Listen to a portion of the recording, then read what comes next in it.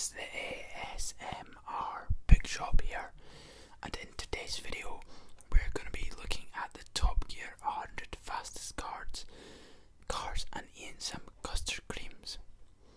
So sorry for the lack of uploads recently. I've been busy with things such as my driving test. I passed my driving test a couple of weeks ago and I managed to get myself a car. I bought a Hyundai Getz. It's not one of the fastest cars in the world, it's just something to run about in. So I thought to celebrate me passing my driving test, we'd look at the top 100 cars and eat some rhubarb and custards.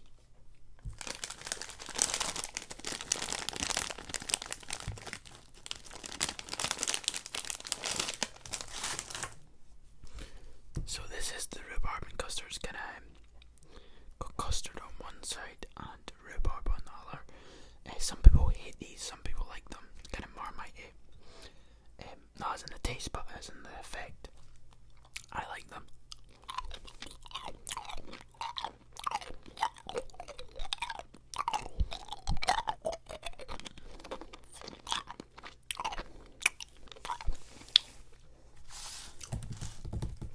So let's open this up and see a random car and tell some facts about it.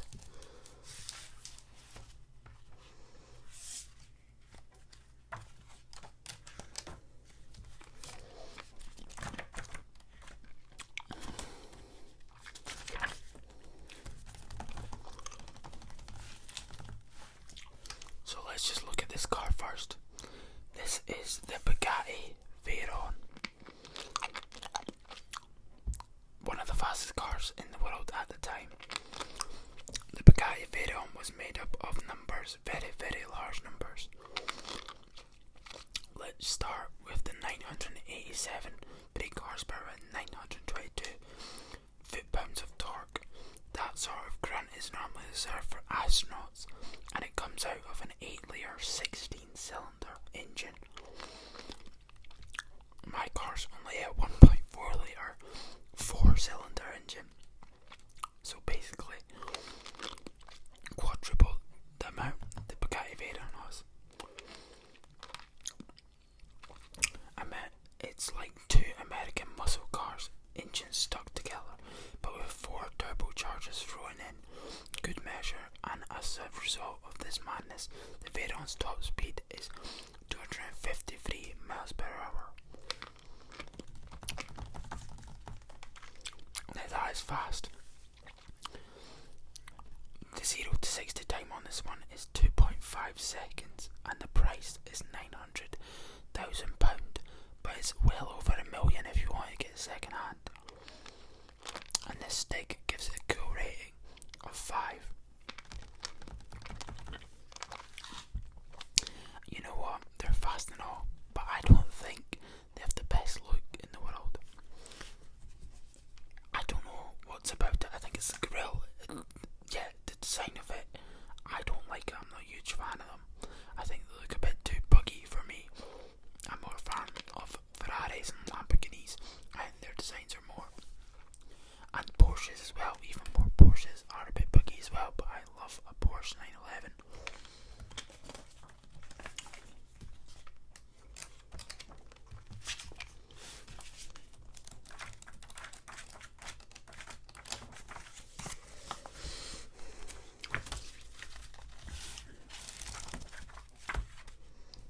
So, where have we ended up? We have ended up at the Roush Mustang. Is that how you pronounce it? I'm not sure. Roush Mustang.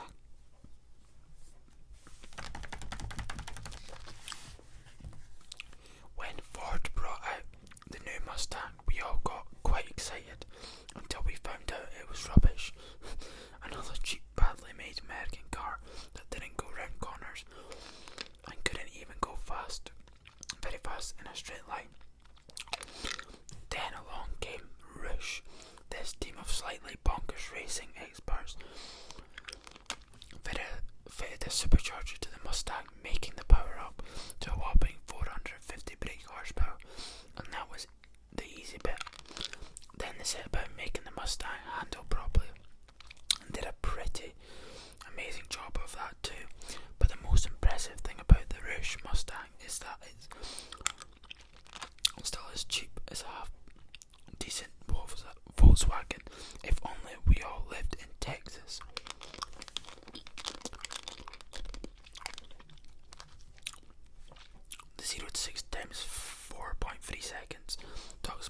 164, and the price is 34 grand. So yeah, a Golf GTI is about that 34 grand, 39 grand mark, and the cool rating is a 3 from the stick. Now I kinda like the look of it, but I'm not a huge fan of muscle cars. I just feel like, as it says, they don't handle that well. They're more drag cars.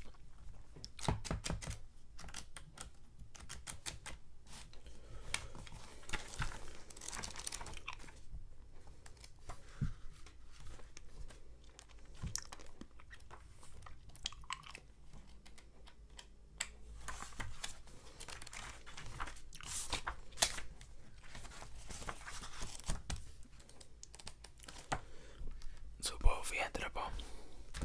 We could either look at the Lancia Stratos, a really, really important rally car, or we can look at the BMW M5. Let's look at the BMW M5, let's just go for it.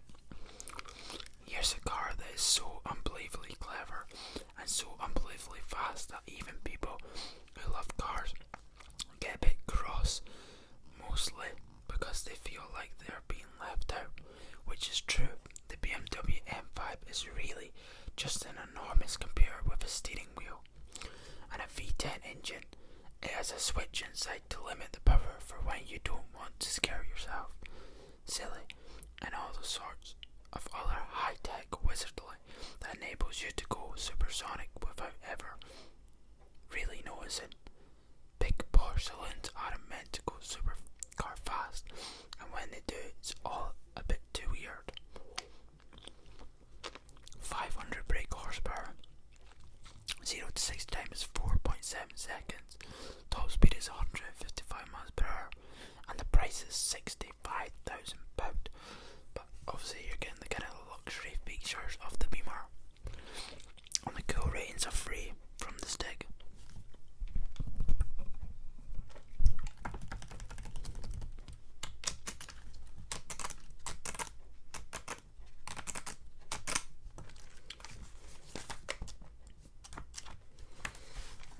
There's a nice Ferrari.